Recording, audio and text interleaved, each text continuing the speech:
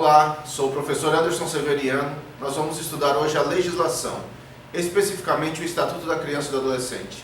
Nós vamos primeiro dar uma olhada geral no contexto do que significam as legislações, porque estudar a legislação não é decorá-las. Estudar a legislação é entender como elas se aplicam ao cotidiano, olhando o que nós temos de contexto em cada momento.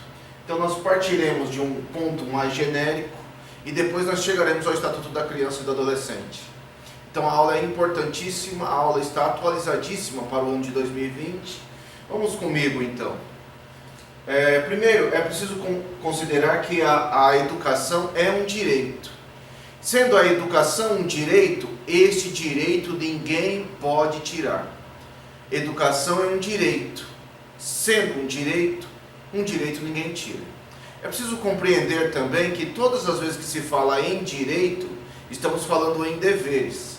Então, diferentemente do que ficam especulando por aí, falar em direito é a mesma coisa que falar em deveres. Não existe um direito desconectado de um dever.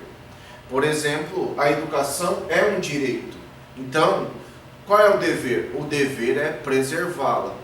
Em outros lugares da Constituição brasileira, nós vamos olhar que tem, por exemplo, o direito à vida. O direito à vida, está lá expresso o direito à vida. Eu não preciso estar, o contrário, o dever não precisa estar escrito.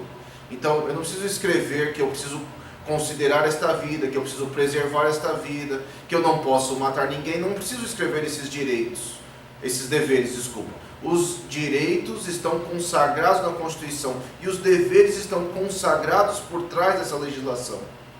Portanto, se a educação é um direito, ninguém pode tirar esse direito. Então, desde já estamos dizendo, não existe tirar um aluno da sala, não existe preservá-lo desse direito à educação.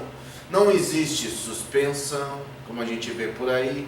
Por que não existe? Porque se ela existir, nós estamos retirando um direito. Seria a mesma coisa, um outro direito, o direito de ir e vir. Então, eu não posso retirar esse direito de uma pessoa, não posso privá-la do direito de ir e vir. Então, os direitos não podem ser tirados. E todo direito traz um dever. Então, a educação sendo um direito, o seu acesso à justiça é garantido. Quando ele se torna um direito? É lógico que pela própria legislação, ela é um direito dos 4 aos 17 anos. Entretanto, qualquer pessoa que adquire o direito à educação tem este benefício, tem este direito. Este direito não pode ser retirado. Então, é preciso considerar isso sempre. A sala de aula é este espaço onde esse direito está sendo garantido. Este direito tem que ser tratado dentro da sala de aula. É tranquila essa discussão no Brasil? Não, não é tranquila essa discussão no Brasil. A questão de garantia de direitos no Brasil, nenhum tipo de direito já é tranquilo. Muito menos o direito à educação. Então nós temos que entender porque, sendo um direito, nós temos que trabalhar com essa diversidade, com essa heterogeneidade de alunos, entendendo que os alunos são diferentes, que vêm de lugares diferentes, que conhecem coisas diferentes e trazem esses saberes à escola. Então isso está consagrado na legislação somente neste ponto. A educação é um direito. Antes de chegarmos nos pontos centrais, é preciso entender que a legislação brasileira ela não está desconectada de um todo. De onde vem este todo? Este todo vem dos documentos internacionais. O Brasil assinou uma série de tratados internacionais, geralmente ligados à ONU, a Organização das Nações Unidas, que garante os direitos humanos. Ela organizou então uma série de declarações. O Brasil é signatário de todas essas declarações. E por ser signatário de todas essas declarações, a legislação brasileira ela transita em cima dessas declarações. Aqui não estão todas, aqui estão só algumas para nós ilustrarmos. Mas o Brasil assinou todos esses documentos. O Brasil é signatário de todos esses documentos. Então nós temos a Declaração Universal dos Direitos Humanos, olha lá o ano, 1948. A nossa atual legislação é de 1988, portanto, somente 40 anos depois, o Brasil consagrou esses direitos na atual legislação, que é a Constituição, que é a Carta Magna do país. Então, nós somos um país fincados nos direitos humanos. Então, por quê? Porque o Brasil assinou uma Declaração Universal dos Direitos Humanos em 1948. Depois, ali aparece a Declaração Universal dos Direitos da Criança. Veja, e nós criamos somente o Estatuto da Criança e do Adolescente em 1990. Portanto, nós só começamos a garantir esses direitos muitas décadas depois. Mas o Brasil é, e sempre foi, signatário da Declaração Universal dos Direitos da Criança. O que significa que ser criança e ser adolescente no Brasil, temos esses direitos garantidos na forma da lei, no Estatuto, que nós olharemos algumas partes daqui a pouco. Nós temos a declaração, esta muito importante para nós da educação. Então eu trouxe aqui até para nós entendermos. Nós temos a Declaração de Jomtien, ou a Declaração Universal de Educação para Todos. Ela é de 1990. O Brasil assinou esta Declaração Universal de Educação para Todos. Então aqui no Brasil, a Declaração Universal de Educação para Todos ficou muito conhecida através do livrinho. É o único livro que tem, do Jacques Delors, Educação, um Tesouro a Descobrir. É neste livro que estão os princípios dos 4 pilares da educação. Então, esses 4 pilares da educação, que são os direitos de aprendizagem, colocam a educação brasileira num outro ponto que ela, até aquele momento, até antes de 1990, não seguia. Porque antes de 1990 é possível dizer a legislação brasileira educacional que nós tínhamos trabalhava em cima dos princípios do ensinar, em princípios do professor manda, o aluno obedece. A partir de 1990, nós fincados então nos 4 pilares da educação, são os 4 pilares da aprendizagem. Então mesmo o processo educativo começa a ter um duplo nome, né? Ensino, aprendizagem. Não é só um processo de ensino, ou só de ensinagem, onde um agente, o professor manda e o aluno obedece. Nós temos um processo de ensino-aprendizagem. Então é um processo de ensino, o professor ensina, mas o professor também aprende com esses saberes desses alunos. E a escola passa a ensinar em outra perspectiva. Qual perspectiva? A perspectiva do aprender.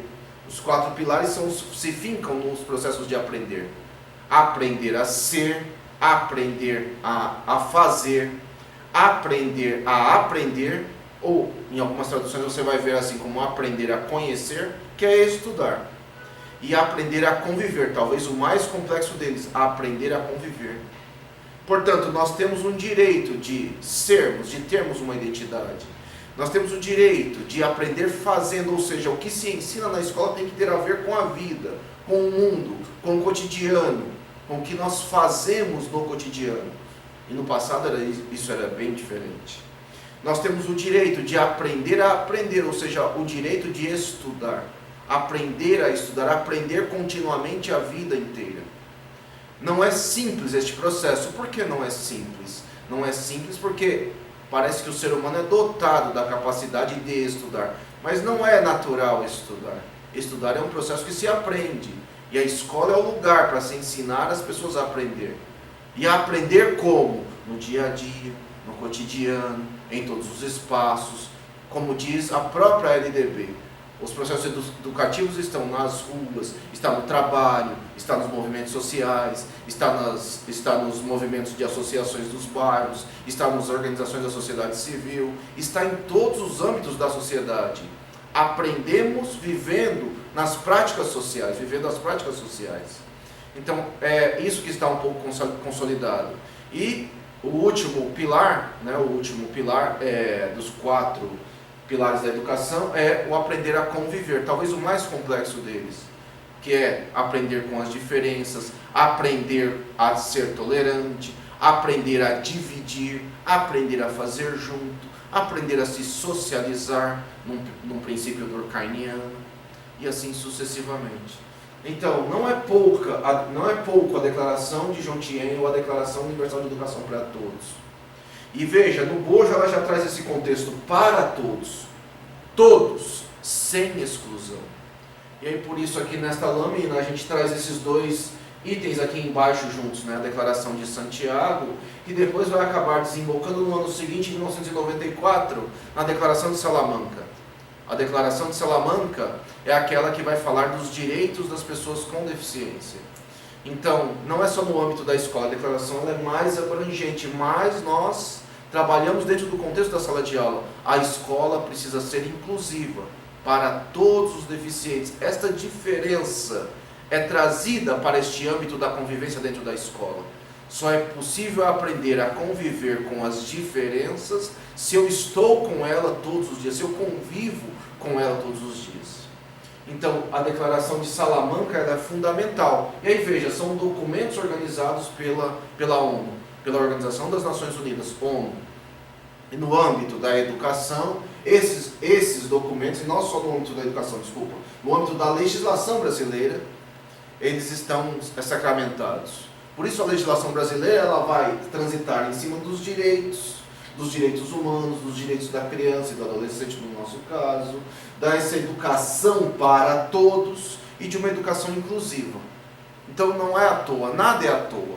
Compreenda, ninguém no Brasil pode ir contra esses princípios, porque a legislação brasileira sacramenta esses princípios na sua legislação.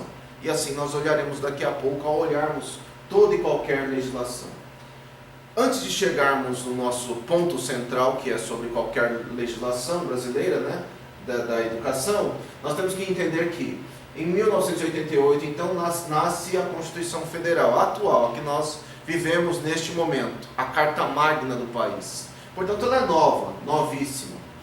Então, ela criada em 1988, traz o que nós vivemos hoje. De vez em quando essa legislação sofre emendas, alterações, nós temos que nos atualizar quanto a isso. Então, o tempo todo, nossos legisladores, e alguns nós não escolhemos muito bem, criam mudanças na legislação e nós temos que acompanhar essas mudanças na legislação. Mas ela é a principal, ela demanda toda a legislação que nós temos no país, toda a legislação atual que nós temos no país. Tudo decorre da Constituição. E aí nós vamos olhar abaixo aqui algumas legislações que são chamadas correlatas, ou seja, são conectadas à Constituição. A primeira que nasce em 1990, é o Estatuto da Criança e do Adolescente. O Estatuto da Criança e do Adolescente ele começa a organizar os direitos em estatutos. Você vai ver que ao longo dos anos, isso nos últimos anos inclusive, nós tivemos a criação de outros estatutos. Veja, não é uma discussão simples criar os estatutos, mas os estatutos regulamentam aqueles direitos. Veja, o primeiro estatuto que nasce então, nasce em 1990, o tão incompreendido Estatuto da Criança e do Adolescente. Hoje nós temos outros em vigor, tão complexos como e tão difíceis de nós aceitarmos enquanto sociedade brasileira, como por exemplo o Estatuto do Idoso, o Estatuto da Igualdade Racial, só para citar brevemente. Então nós vamos olhar, né, quando formos estudar o ECA, os princípios que regem os direitos das crianças e dos adolescentes. Por que tem que ter esses estatutos? Porque para nós garantirmos os direitos daqueles que não exatamente conseguem ter voz na sociedade brasileira. Então, crianças e adolescentes, nós somos ainda, lamentavelmente, uma sociedade adultocêntrica. Todo e qualquer concurso que nós formos fazer para professores vão criticar a sociedade centrada no adulto. Precisamos incluir crianças e adolescentes. O Estatuto visa garantir esses direitos. Então, quando nós formos falar do Estatuto, falamos um pouquinho mais sobre os problemas da estrutura do Estatuto, não negativamente, mas de como o Estatuto ainda tem dificuldade em ser trabalhado no Brasil. Veja que no mesmo ano surge uma outra lei importantíssima para o campo educacional, que é a que estabelece o Sistema Único de Saúde. O Sistema Único de Saúde ele é avançado, avançadíssimo. Muitos brasileiros acham que não, mas ele é avançado, avançadíssimo. Por que avançado, avançadíssimo? Porque ele garante o direito à saúde. Ainda que nós tenhamos problemas com a saúde no Brasil, nós temos uma saúde no Brasil que não discrimina. Então, qualquer cidadão hoje que sofre um acidente na rua, ele será atendido prontamente no SUS.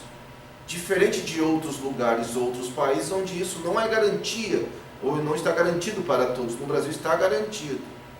Ah, professor, mas aí tem fila, aí tem espera. Sim, tem. Mas nós precisamos entender o SUS para conseguir cobrar esses direitos de maneira adequada. O direito à saúde. E nós temos que entender que o Brasil gira em torno desses direitos. O trabalho no Brasil gira em torno desses direitos. Mesmo a educação gira em torno do sistema único. Quando a gente tem uma criança que se acidenta numa escola, quando nós temos que encaminhar uma família a um posto de saúde, as escolas são atendidas de maneira direta com primazia, porque nós estamos lidando com crianças e adolescentes e esses têm primazia, conforme nós olharemos quando formos olhar o Estatuto da Criança e do Adolescente. Portanto, o SUS é fundamental, e é fundamental educadores entenderem como funciona o SUS, como se organiza o SUS. Uma outra lei que surge logo na sequência é a LOAS, a Lei Orgânica de Assistência Social. A LOAS também é avançada. Entretanto, qual o problema nós temos no Brasil? Nós temos o problema de nós não termos, assim como nós... Qual é o problema do SUS? O problema do SUS é a falta de médicos. Qual é o problema da LOAS? O problema da LOAS é o problema de nós termos poucos assistentes sociais. Ou não termos assistentes sociais para um país de dimensões continentais como é o Brasil. Então, a Lei Orgânica de Assistência Social ela é avançada, avançadíssima. Qual o problema? O problema é que nós não temos ainda no Brasil formas de garantir essa assistência social nos vários rincões de pobreza, de vários locais de pobreza que tem, seja numa cidade como a nossa, São Paulo, seja em outras cidades menores, seja no interior dos estados brasileiros. Mas é lei avançadíssima, que se conecta diretamente às escolas. Por quê? Nós vamos ter alunos em vulnerabilidade social.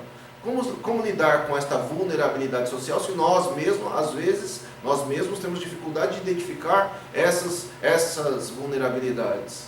Alunos que podem passar fome, alunos que podem passar necessidade, alunos que não terão seus direitos garantidos na rua, em casa e em outros espaços por falta de assistência social. Então a LOAS é importantíssima. E aí aqui no final eu coloco a LDB, né, que enfim é a Lei Central da Educação, que organiza a educação brasileira, que organiza o processo educativo brasileiro. E aí ele tem várias questões, a LDB, apesar de ser um documento bastante aberto, ele é um documento avançado também. Tem problemas? Tem, todas as leis têm problemas, vírgula, mas a LDB, por trazer vários processos de autonomia, ela possibilita também várias portas abertas que a educação pode e deve avançar. E junto com ele, eu falo sempre assim, né? Talvez não seja a melhor forma de dizer, mas falo sempre assim para ficar mais claro o processo. Nós temos as diretrizes curriculares, que começam a nascer um ano depois da LDB. Então nós temos currículo, nós temos um currículo brasileiro. Currículo. Então em 1997 nascem os PCNs, em 1998 do ensino fundamental, em 1998 nasce os RCNEM, os Referenciais Curriculares Nacionais para a Educação Infantil. Em 1999 nasce os PCNs do ensino médio. Então há currículo no Brasil. Então a gente não ensina na escola aquilo que cai na nossa cabeça ou aquilo que está somente nos livros. Nós ensinamos o que está estabelecido na LDB enquanto currículo, está lá no artigo 26, mas nós ensinamos a partir das novas diretrizes curriculares. Os parâmetros foram o plano de largada. Este plano de largada agora está sendo atualizado. É a BNCC, a Base Nacional Comum Curricular. É uma atualização desses PCNs, porque a base não parte do nada, a base continua trabalhando na mesma perspectiva dos PCNs, só que numa outra linguagem, numa linguagem atualizada. Então nós temos um currículo organizado há mais de 20 anos no Brasil. Ele já foi atualizado uma vez e agora nos últimos anos passou por um segundo processo de atualização, que é a BNCC. Entretanto, a BNCC, neste instante, fevereiro de 2020, ainda não foi promulgada para ser validada e tratada nacionalmente. A BNCC ela ainda é um documento em processo. Ela foi aprovada no Conselho Nacional de Educação, ela já pode ser trabalhada pelos sistemas de ensino e pelas escolas, vírgula, mas ele ainda não é um documento porque os últimos governos que nós tivemos no Brasil estão segurando o que significou as discussões, o que significaram as discussões da base. Então, este é o panorama geral. A legislação não é um processo de decorar, não é decorar lei, não é decorar processos, não é decorar coisas ou itens, artigos que estão na lei ou parágrafos que estão na lei, é entender que a lei transita em cima desses princípios. É um princípio que é garantidor de direitos. Enquanto garantidor de direitos, garante então também deveres para aqueles que devem atuar sobre esses processos educativos, se somos nós professores. Nós temos que entender das leis para compreender como trabalhar esses processos de sala de aula. Às vezes falo que o melhor jeito de estudar as leis é estudando os próprios autores. Vem um concurso e ele tem lá os autores não fogem à lei.